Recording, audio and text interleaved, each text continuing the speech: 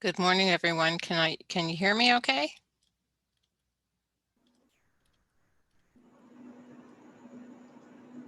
Hi, Deborah. Yes, we can hear you. Great.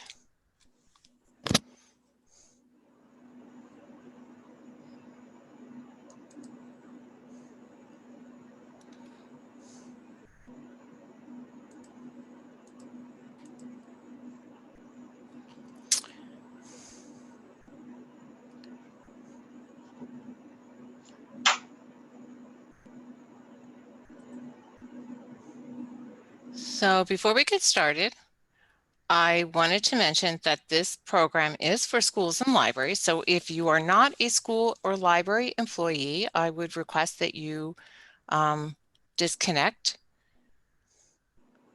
and I will provide the presentation through the listserv, but this is just a discussion just for schools and libraries. So if you're a service provider or anyone else that is not an employee, I'm going to ask you to disconnect, and I'm happy to have a separate call for consultants to discuss this with them.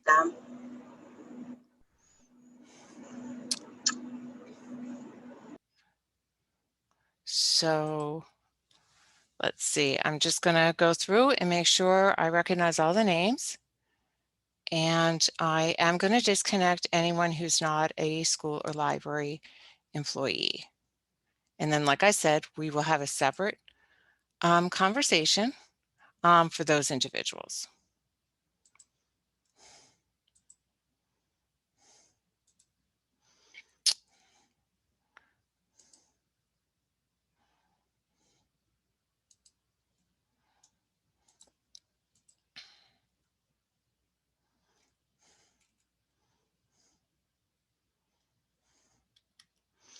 Okay, can everyone see my screen that shows the presentation? Yes, we can see it. Okay, and is it in, I intentionally am not in the, okay, thanks guys. I'm intentionally not in the presentation mode because I'd like to see the slide that's coming up next. However, if the screen is too small, could someone just let me know and I will go into the presentation mode? Right, it's in preview mode. Okay. Let me go into presentation mode and then let's see, there we go.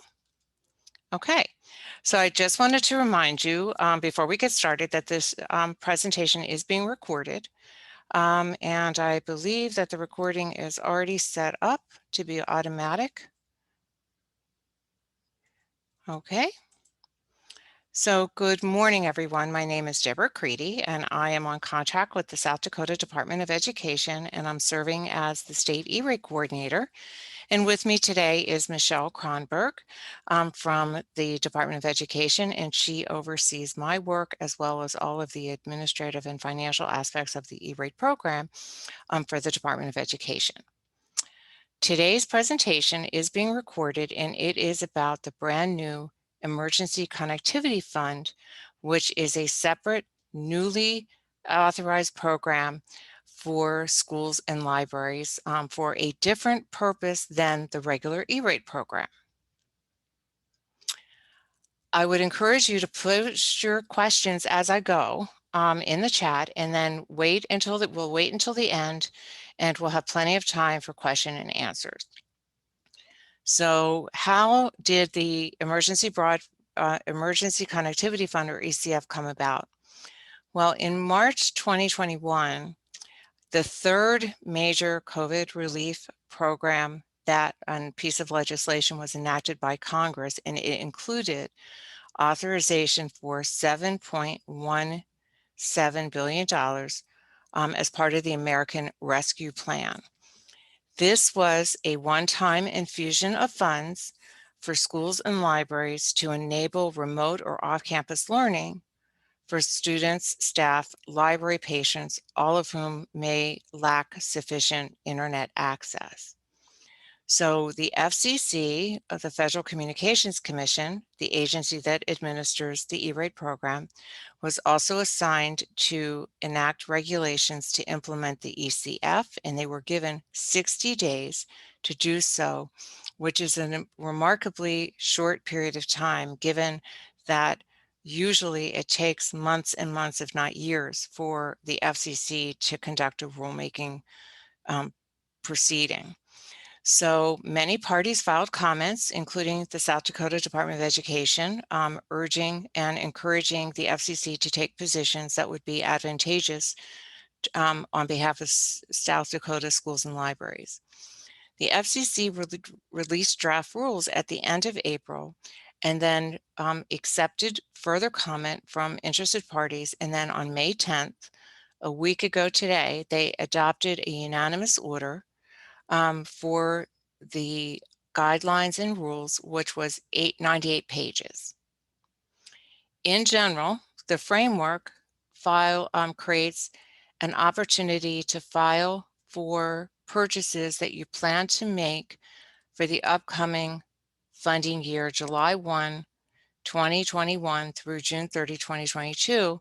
But this is different from the applications that you just filed for the E-rate program. So the program's going to be administered by USAC, who also administers E-rate, but the funding source is different. So the traditional E-rate program comes from assessments on telephone bills. This comes from a federal appropriation rather than universal service funding. And so that difference will show up throughout the program. There'll be slight differences in the requirements and the way in which the program is administered. So who is eligible? It is the same eligibility requirements as the traditional E-rate program. It's schools, libraries that can apply for regular E-rate, and public libraries that can qualify for LSTA funding. And if you're a school that has an endowment, it cannot be for more than $50 million, and the school cannot be a for-profit entity. You are not required to be a current E-rate participant, but if you're not and you want to take advantage of the ECF program, then you do have to get set up in the E-rate portal so that you can submit your application online. And the customer service number for USAC is on this slide to explain how you would get set up in EPIC. A new requirement unique to ECF is that you also have to be registered in the Universal Registration System for Government Grants, which is called sam.gov. I believe that all public schools that currently receive any source of federal funds already has a SAM number, and it may be shown as a public number, or you may have your settings set to private. So the registration in SAM, and that's primarily for non-public schools as well as libraries, if you don't already have a number, would need to be done before you can get your reimbursement. So you don't have to have this done as a prerequisite to file your 471. I'll be sending out a separate guide on how to register for SAM by tomorrow for anyone that needs help with that. So here are the new and specific to ECF, the eligibility parameters. So the recipients are going to be K-12 students, library patrons, and educators. So this is school staff directly involved in remote learning. Now, it is not for all K-12 students and teachers and library patrons. It is for those that don't already have sufficient internet access or access to a tablet or a laptop to be able to engage in remote learning. So schools and libraries are going to have to show a reasonable measure taken to determine who needs the equipment and service. So you can't just give it to all low-income students, assuming there's a need. And libraries are going to require patrons to sign a statement stating that they need it, the device to borrow it when they check it out. So that's the general overview of recipients. Now, locations are any off-campus location where education is occurring. Most of that is going to be services to homes. But community centers, churches, school buses now qualify, and bookmobiles. An important caveat: if the service or if the equipment is being assigned in order to use the equipment at school and only in the school building or library building, then it is not eligible.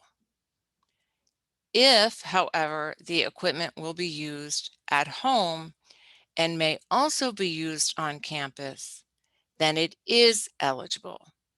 The idea here is that in recognition of the pandemic and the fact that there's needed to be some remote learning throughout the pandemic that continues now, the idea is that these devices are supposed to be used off campus and the service is supposed to be used off campus.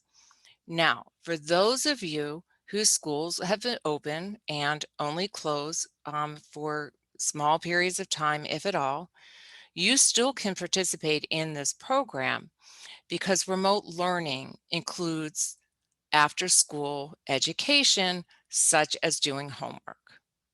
So if a student needs internet to the home or needs a hotspot or needs a connected device, a tablet or computer, tablet or laptop computer, in order to do their homework at home, then those devices and those equipment that would qualify as an ECF purchase. So I've talked about connected devices, and really what we're talking about here are laptops and tablets. We're not talking about smartphones, and we're not talking about desktop computers. The maximum reimbursement per each device for per tablet or laptop is going to be $400, but it can be you can pay more for it, but the program will only reimburse that $400. That $400 cap can be higher for students with disabilities that may need very specialized and very expensive laptops or tablets to be able to do their homework or engage in remote learning. Wi-Fi hotspots, so the actual device itself will not be paid for more than $250 per device, which I believe is a pretty generous budget based on my knowledge of how much these devices cost, and the monthly service fees for wireless internet would also be covered. Now, modems and routers and cellular air cards, so like the MiFi cards that you would connect into your computer, are eligible, as well as shipping, taxes, configuration, and installation charges. Now, here's the restrictions. No more than one laptop or tablet per person. So that's going to be per school-owned device or library-owned device. So the library devices are going to be loaned. The school devices are going to be probably assigned, for a longer term sort of loan. The ownership will stay with the school. So that's going to be per student or per teacher. And that means that if you have more than one student in a home or household, then each student that needs the device in order to be able to engage in remote learning, either during the day or after school, can receive one of those devices. Now, the device must be used primarily for educational purposes. And that means that you are allowed to use it for non-educational purposes, but its primary purpose is supposed to be educational. And the device has to be restricted, credentialed, passworded for only the person to whom it was assigned, such as a student, the teacher, or the patron. So this is the equipment side, and this is a 100% reimbursement program. This is not like the traditional E-rate where you have to pay your non-discounted share, and the fund will then pay the discounted share. So the program is set up so that you would receive for hotspots and tablets and laptops, you would receive these maximum reimbursements if you paid up to that amount or exceeded it. If you paid less, then your reimbursement would be your actual out-of-pocket costs. For internet access, what we're talking about again is an unmet need. So we've got you really have all different kinds of wireless services, such as mobile wireless from your cellular companies, fixed wireless, which would be a system that might be in the area where the equipment is tethered, and then you would access their network with their tethered wireless facilities, microwave, and satellite. I had done some research when preparing the comments for South Dakota, and I was surprised to see that um, nearly 26% of the households that have internet access in the state use a satellite option. So satellite is pretty prevalent in the state. Cable service, like a cable modem or DSL internet, and then lease-lit fiber, if you would need the fiber to be installed for internet. And again, installation, activation, and taxes. So here are the restrictions. This is an expectation, not a cap, but what their FCC saw in the way of data is that if you bought a bulk purchase of hotspots from a state or a master contract, they saw prices that ranged as low as from $10 to $25 a month, but that's for like a bulk purchase. So this is not a cap, it's just language in the order. And if your actual costs exceed that, then you would apply for your actual costs. Now, for a wired internet connection, so this is cable or DSL or fiber, there can be no more than one connection per location or per home. And Wi-Fi hotspots can be assigned one per person. Again, with this overarching requirement that the device or the service is needed to enable the student or the teacher to engage in remote learning. Here's language in that last bullet on this slide that shows that the FCC wants schools and libraries to monitor and track the equipment and services to make sure that they're actually being used. So they suggest that you should talk to your service provider and get monthly reports so that you can see how much the services are being used so that they're not just sitting idle and being wasted. Here are all the things that aren't eligible, and it's a long list, but basically desktops, smartphones, any kind of spares. So one question that I've already received is, well, what if we have student enrollment that we expect to increase, so we want to buy some extra hotspots, and that's not permitted. You can only buy what you need when you file your application.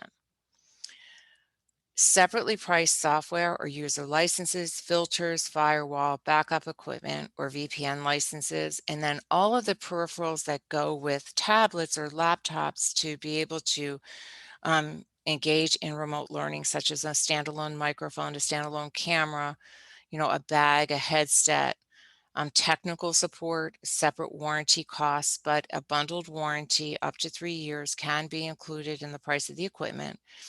And then remote learning subscriptions such as Zoom, etc. None of these items qualify for the ECF program. And they also don't apply for E-rate, the regular E-rate, except for firewalls, basic firewalls on campus. So how does the program work? The regular E-rate program requires a competitive bidding form, the 470, to be posted. This program exempts the competitive bidding requirements, so you're not required to post a 470. You are, however, required to comply with state and local procurement requirements if they apply. So for your local procurements, I've seen a lot of school districts' policies that state that they favor competitive bidding and they want the procurements to be competitively bid if the expectation is that the cost is over a certain threshold. And I'm also double checking with the state to confirm whether there are any state requirements that would apply in addition to your local requirements. Also, if you are going to request funding for installation of internet in an area that's currently not served, there are some additional requirements, and we'll get to that. So I mentioned that funding is at 100% of the costs. It's subject to the 2 device caps, the $400 per connected device, and a Wi-Fi hotspot of $250. This is not a budget program like Category 2, and there are no E-rate discounts. And the funding period is July 1, 2021 through June 30, 2022. So the question has come up with no funding caps or budgets per applicant. What would happen if the $7 billion isn't enough? The orders talks about prioritizing funding based on the following modified discount matrix. So this doesn't mean that you would only get your E-rate discount funding that's based on this matrix. It just means this is the order in which the funding would be allocated and sent to districts. And then if they once they run out of money, the districts that are at the lower discount levels wouldn't receive any funding. So most importantly, the discount matrix is modified from the regular E-rate discount matrix because they want rural applicants to get the very highest priority. So if you receive a Category 1 90% discount currently and you're in a rural area, so that's going to be any area other than the Rapid City area, Aberdeen School District, and Sioux Falls, the counties in which those cities are located, then you're going to qualify for the 95% discount, which means that you would be first in line to get funding if there wasn't enough of the $7 billion wasn't enough. Then they would go to the urban discounts, the urban schools and libraries that have a 90% discount, they'd get funded next. Then they'd go to the 85%. So this would be the schools in the regular E-rate program that qualify for an 80% discount, but you're in a rural area, you would then be in a higher priority than a school district that's located in an urban area that also would otherwise qualify for an 80% discount.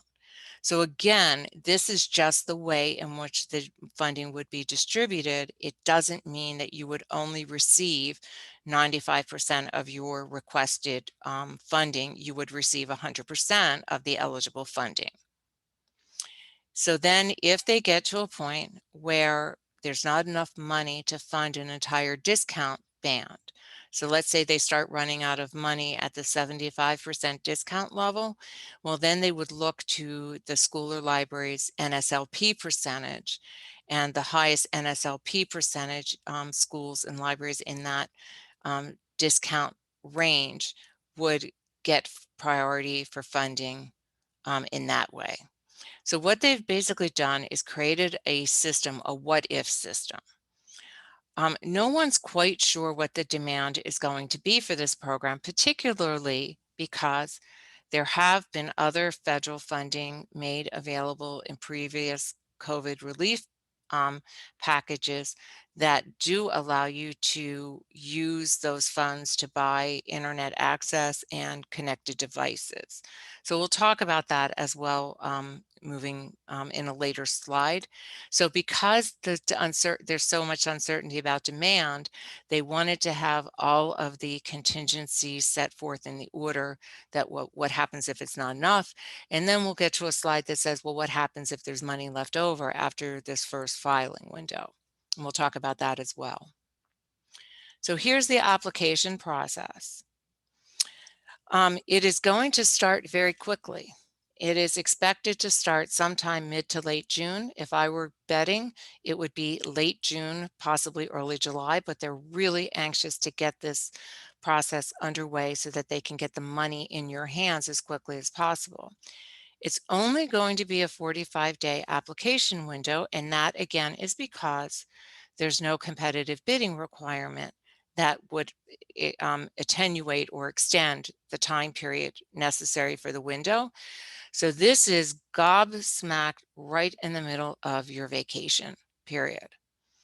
They are aware of that, and they said that this is the only way they could possibly structure the program to make sure that you had the equipment and service ready to go when school returns in August. So the first filing window, the one that we're talking about now, is going to be for July 1, 2021 through June 30, 2022. So now the what if money remains, then they'll open a second window for retroactive purchases. So this would be purchases that you've made for internet to student and teachers' homes, as well as these connected devices made from March 1, 2020 through June 30, 2021. There's language in the order that states, if the funding demand, so the amount of funding requested for the upcoming year, seems unusually low. They don't define what that means, but I think what they're trying to do is hedge their bets and say, well, if schools and libraries didn't know about the program and the amount of money they requested for their upcoming purchases seems to be very low, then they do reserve the right to open a second window for that July 1, 2021 through June 30, 2022 period. So what they're going to do is they're going to wait until the window closes. They will then size demand, and they will then know how much money has been requested and whether they have enough money to fund everything. And you will apply through Epic for your funding. It'll be similar to the existing 471, but it will be retrofitted specific for this program. And you'll go through a PIA process just like you do for the regular E-rate. Then you would get your funding commitment decision letter. You do not have to file a 486 because the certifications for the 486 will be part of the Form 471. And then you would seek reimbursement. And the idea is that they're expecting most applicants to pay upfront from their budget for the entire cost of the equipment and service, and then seek reimbursement. There are two options available if that's not going to work for you, which is the next slide and why we have an asterisk there on this slide. But you are going to be required to file your reimbursement form within 60 days of the funding commitment decision letter or the date that you receive the equipment or service, whichever is later. So you can see that the usual E-rate invoice deadline is 120 days from the last date of service or the end of the funding year. Here they're saying it's 60 days from the date of the FCDL or when you receive the equipment or service. And the money is going to be deposited directly into your bank account the way it is handled for BEAR reimbursements currently in the E-rate program. So here's the asterisk that if you can't afford to to pay the upfront amount for your equipment and service purchase, then you have two options. The first option is what I call the prepayment option, where you would present to USAC your order or your vendor invoice that shows that you are financially obligated to pay for the equipment or service that's part of your funding commitment decision letter.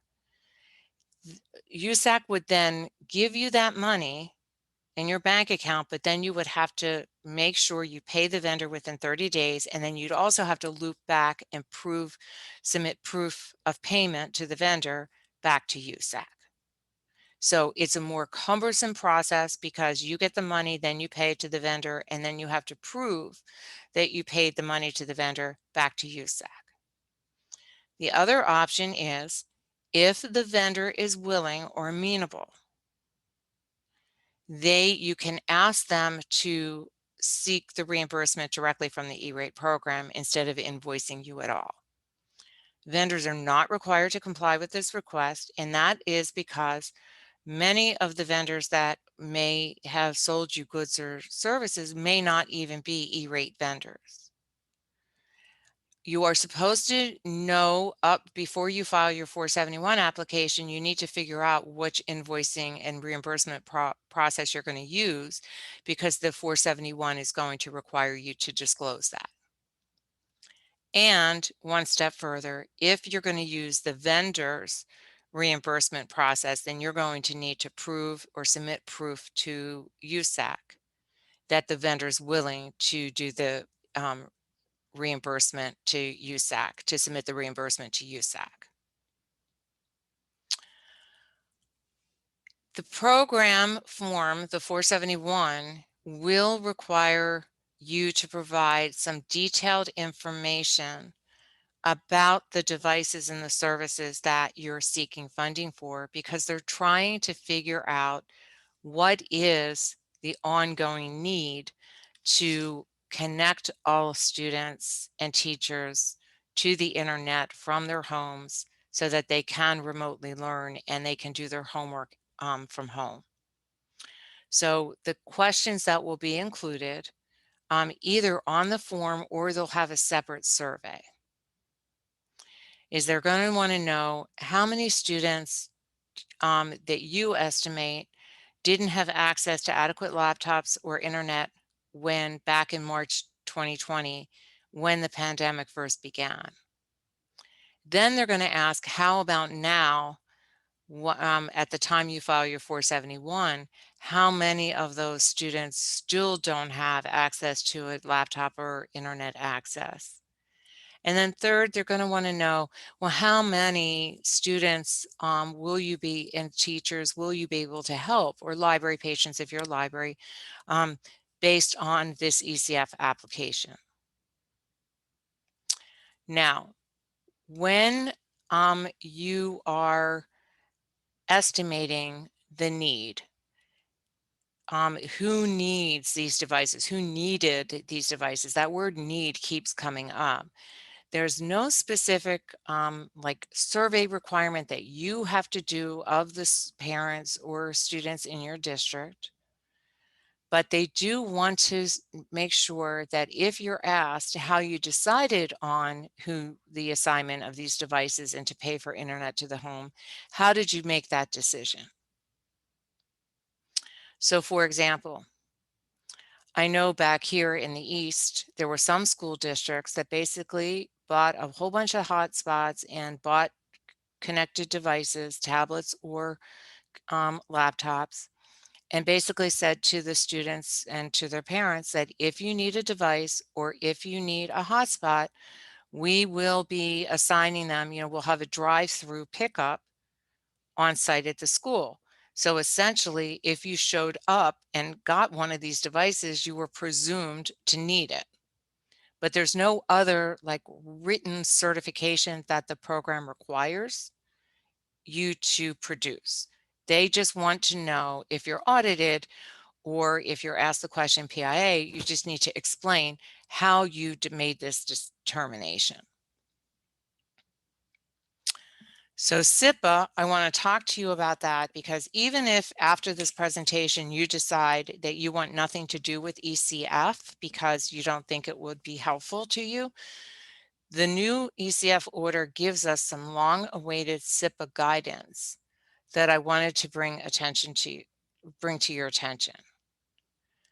So it now says for the first time that if there's a school or library device that the school or library owns, and the school or library receives either ECF money or regular E-rate funding for either internet or E-rate internal connections.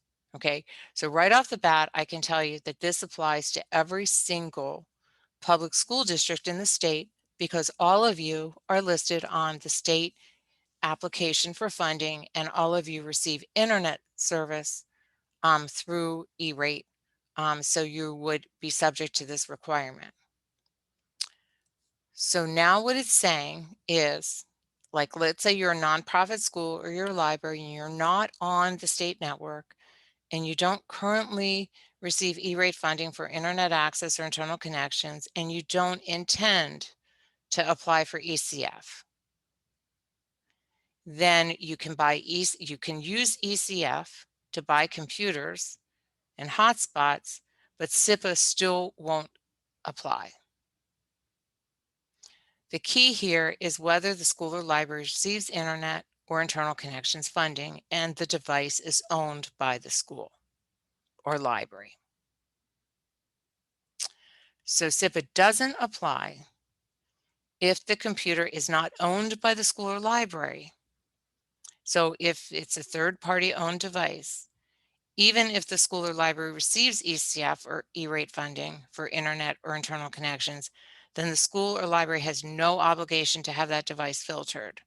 But if the school or library owns the device and is receiving either internet funding or internal connections funding, then all of the school-owned and all of the library-owned devices, those connected devices, the tablets and the laptops, have to be filtered.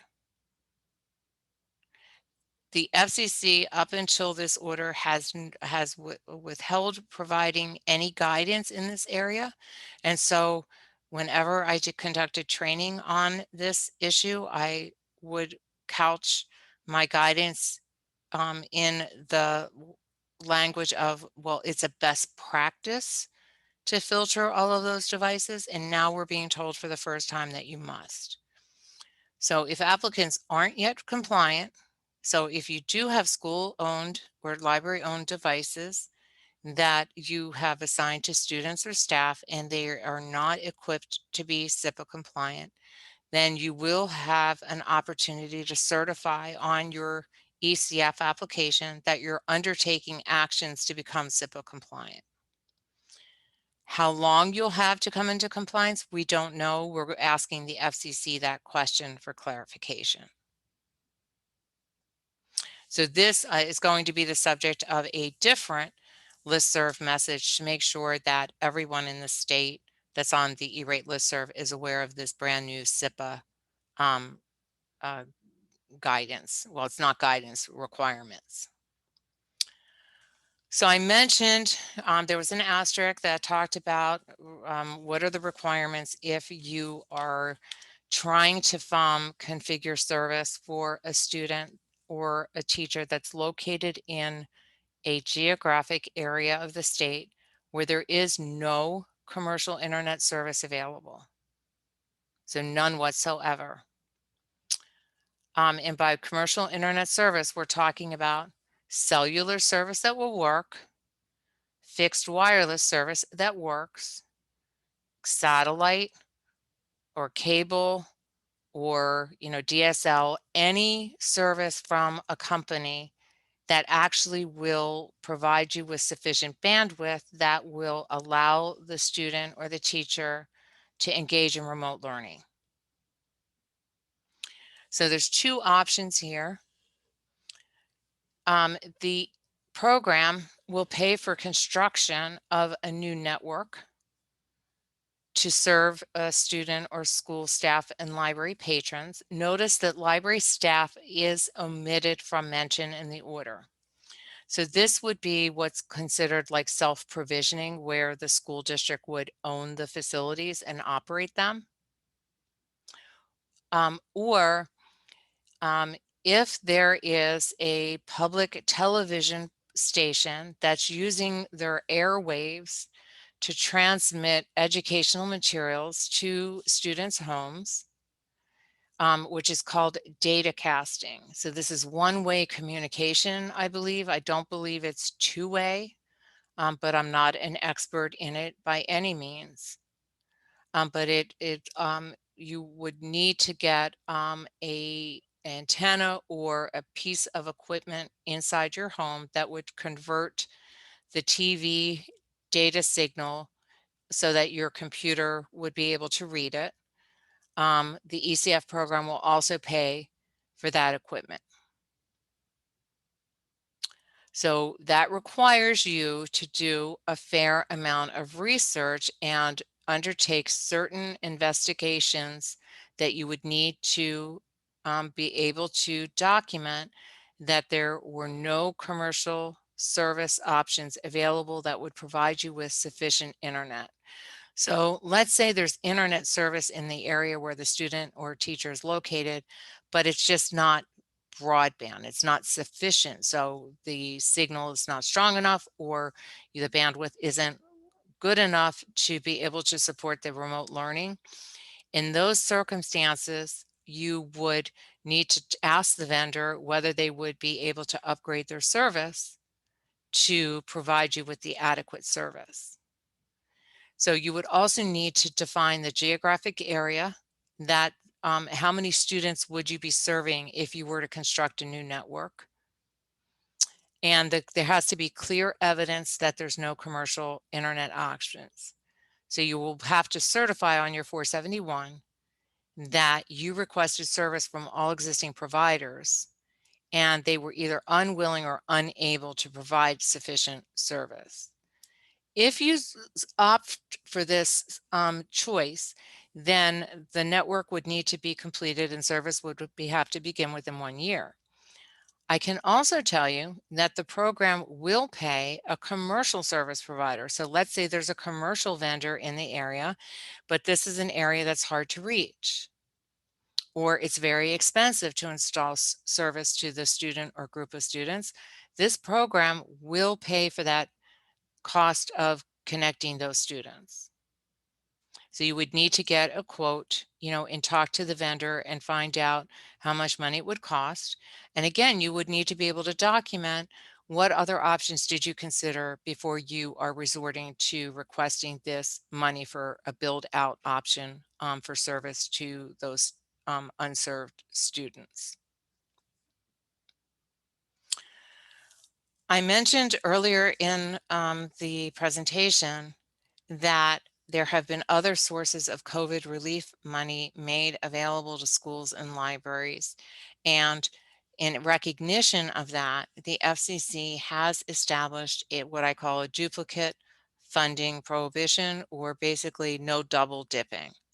So if you already used federal or state COVID monies, and the language in the bullets on this slide is taken from the order, so there may not have been targeted state funding in addition to federal funding, but what they're basically getting at is that even if you received a gift from a vendor, if you already used COVID relief monies or another source of funds to pay for these upcoming services or upcoming equipment purchases, then you can't also get payment from ECF, which makes sense. You can't get double the money for the same cost from two different federal or state funding sources.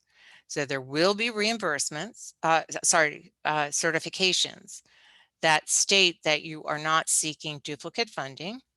And so here, my tip and hint is going to be to talk to the business folks and talk to the administrators in your organization to figure out how you can leverage the ECF funding in conjunction with your other COVID relief fundings to make sure that perhaps you can use the technology purchase or the technology purchases you were going to make with your other COVID money, you could now use ECF money to make them.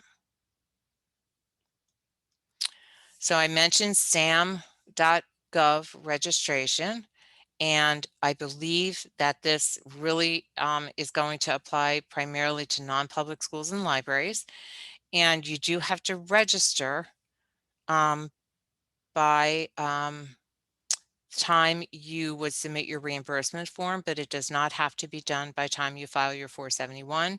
Of course, I'm going to encourage you and be sticklers for trying to get you registered as quickly as possible so that if there is a processing delay, it's not going to hold up your ability to file your reimbursement forms. The regular E-rate program adopts a 10-year record-keeping requirement, and so does the ECF program. The records that they want you to keep are very specific and do contain personally identifiable information, but you are allowed to withhold that detailed information, that identifiable information, if you're asked to produce the data during a PIA review or during an audit. So you would need to provide for a service. So this is going to be for a wireless hotspot monthly subscription service plan or for a wired, fixed wired service to someone's home or to another building off campus, such as the community center or these other buildings where, remote learning may be taking place.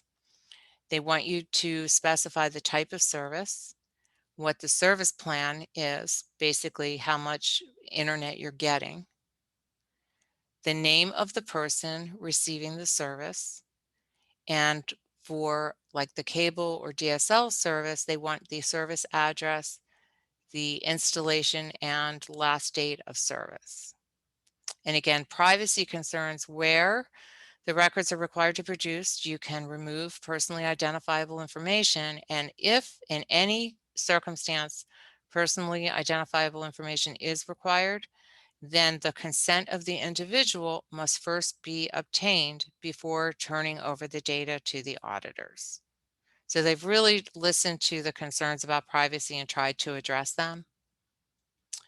For equipment, we already know that for the regular E-rate program, you have to have an asset inventory. And similarly, for this asset inventory, you would need to specify the device, the make and model, serial number, person to whom it's being provided, the loan date and return date, or if the equipment is lost, missing, or damaged, you would need to notate that. And then if the equipment is being used to provide service to multiple individuals, so such as a school bus, bookmobile, community center, etc., then the inventory also must include the name of the school or library employee who's responsible for that device and the date that the devices are in service. Another restriction that governs both E-rate and ECF is that you cannot buy certain equipment that is viewed as being manufactured by a company that poses a national security risk. And there's been 5 companies put on this no-buy list, and they're listed in the slide. And Huawei, CTE, Hatera, Hangzhou, Hikvision Digital Technology, and Dahua Technology Company.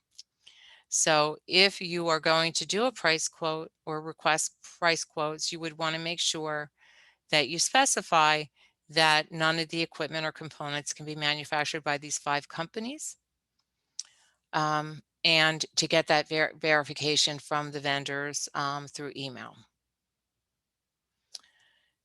In order to get the money out the door as quickly as possible, the order does direct USAC to issue at least 50% of the workable applications. So these are applications where the information has, the application is a clean application and the PIA response questions have been answered.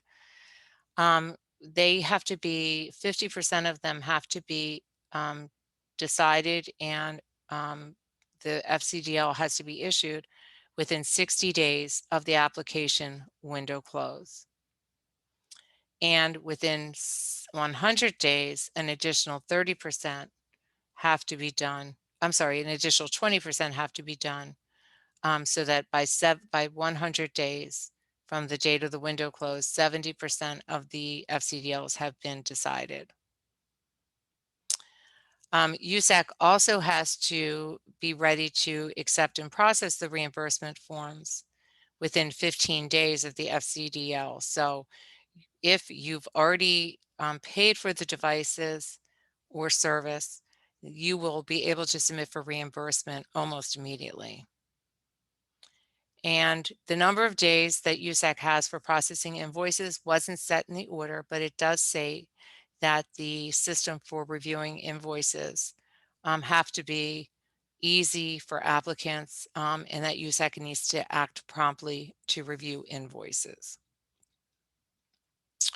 Okay, I'm going to stop sharing. That's the end of the formal presentation. And I want to answer the questions that have been received so far. And then I want to encourage you all to, I'm going to answer the 3 questions so far, and then I'll stop the recording. And that will encourage you, hopefully, to unmute and just ask your specific questions. So the questions received so far is, if we're already paying for a hotspot monthly service, will the funds be available for payment of those service costs moving forward? And the answer is yes, provided that you can explain how you decided or found that there was a need to assign that hotspot to a student or teacher. Extended warranties on a tablet are not eligible. No extended warranties are eligible either in the regular E-rate program on equipment or on this program. They specifically asked that question when they took comments. They considered, I guess, a possibility of insurance, and they declined to use the funds for that purpose. And the other question is, with the state telling us to stop taking free and reduced applications this year, what is our discount rate based on? Well, that's a question for the traditional E-rate program, because for purposes of allocating the funds in this program in your priority, they will use your funding year 2021 discount, which for most of you is based on fall 2019 data.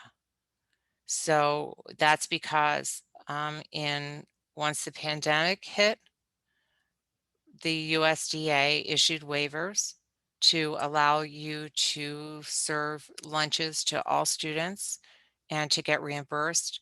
So many of the students no longer are completing those forms.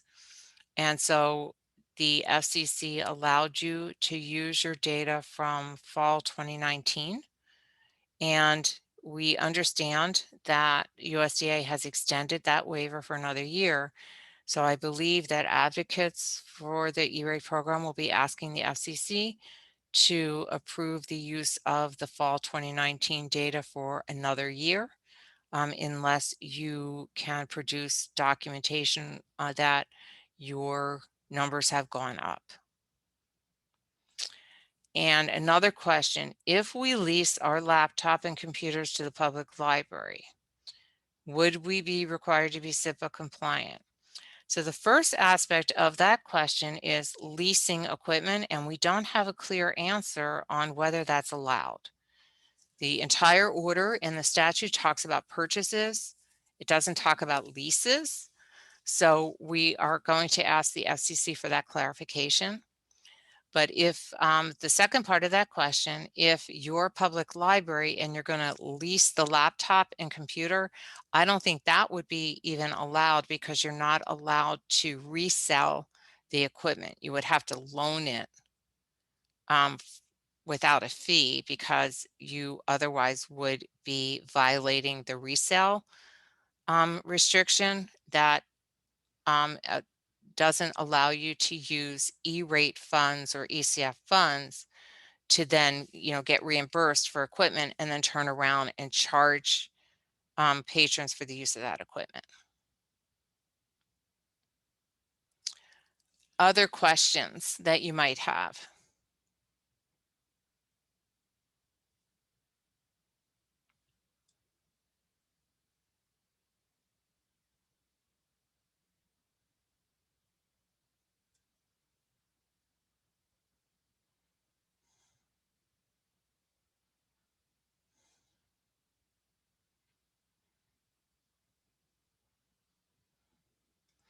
I can tell you some of the questions that I have looked at and will be asking the FCC for is, we do not know whether the uniform grant guidance procurement requirements would be applied to the ECF.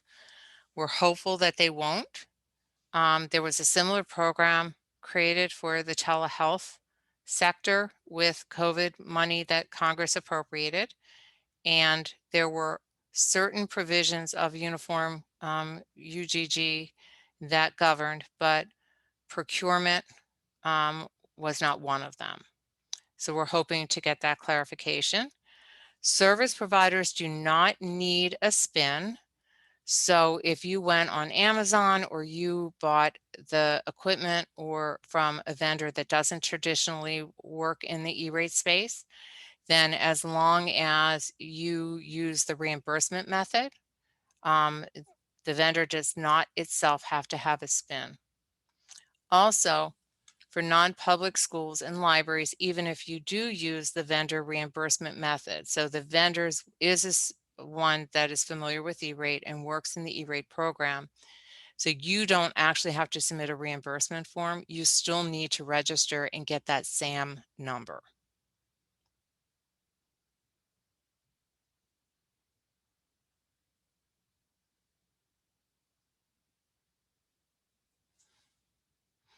We also are going to ask questions about of the FCC. Has anyone already submitted an order for laptops or tablets for the upcoming year, but is expected to receive the shipment after July 1? Is anyone in that situation? Yep, Tim says, I'm sure many have. We are asking for clarification of that because the order is unclear on whether you had to wait to place the order until after July 1, which doesn't make any sense to me, because why would you open the application filing window before July 1 if you had to wait to place the order? And yes, supply issues. Many of you knew that you had to submit these orders and place these orders as soon as possible in order for the equipment to be available for the coming year. Public libraries wanting to check out hotspots. What questions? Oh, Jody, I can send you that information. They want you to basically have, like, whenever you have the loan agreement, I don't know if it's like an AUP, but it would be a statement saying that the patron needs this device because they don't have other options available. Yes, I am recording this. We will send the link and as well as the presentation. I'll put the presentation in the chat again, because for those of you who might have joined a little bit late, you may not have been able to get it. So it's sent to you again. Also, let's talk about one-to-one devices. I think this is the toughest part of figuring out how to leverage ECF and comply with the requirement that you show need. So I know from talking to some of you that many of the schools in the state were forward-looking and already had assigned school-owned devices to students, and they were being used on campus as well as off campus. And we were asking the question about, well, what about devices that are old And the order talks about these devices kind of having a useful life of like 3 years. So let's say you have a group of students whose devices are more than 3 years old, and you want to use this program to pay for the replacement of those devices with newer ones. Now the program says that you have to show an unmet need. So you would then need to talk to the parents of the student to find out if the school didn't give the student or assign the student this device, is there another device at home that the student could use? And you would need to figure that out before you submit your application. So it's not like you could even wait and have the family complete the AUP and, amend the AUP to include 2 options, that would um, allow the parents to indicate whether the device, but for receiving this device, there would be no other device available. So I think that's an area that you're really going to need to think about, and you're going to want to be able to explain how you determine need. So it may be that you would need to talk to the families that of the devices that you want to buy, because you can't just assume that a low income family has a need. Um, you can assign a device that is used both off campus and on campus. The program, just to be clear, will not pay for a device that is used in school, but is the student cannot take it home. That's not what this is for. So if I'm replacing entire MS devices, I'm not sure what MS is, but I'm going to assume it's some kind of connected device. Would all of these devices be eligible? And middle school. So Tim, this is kind of the question, right? How do you know? The program says we're not just supporting one-to-one initiatives across the entire country, because $7 billion isn't enough. If you assume there's about 56 million public school students, public and non-public, and you multiply that by $400 by device, I think the math shows that it's well above 7 million. I think it's like 14 billion. So the fund can't pay for everyone. So they want you to figure out if the student would have another device at home. Now, I think this becomes a little bit of a self-fulfilling prophecy,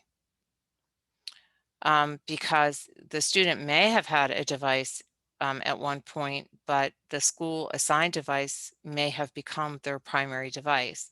But I do think you have to undertake some measure of determination of need before you would just automatically apply for ECF funding for that device.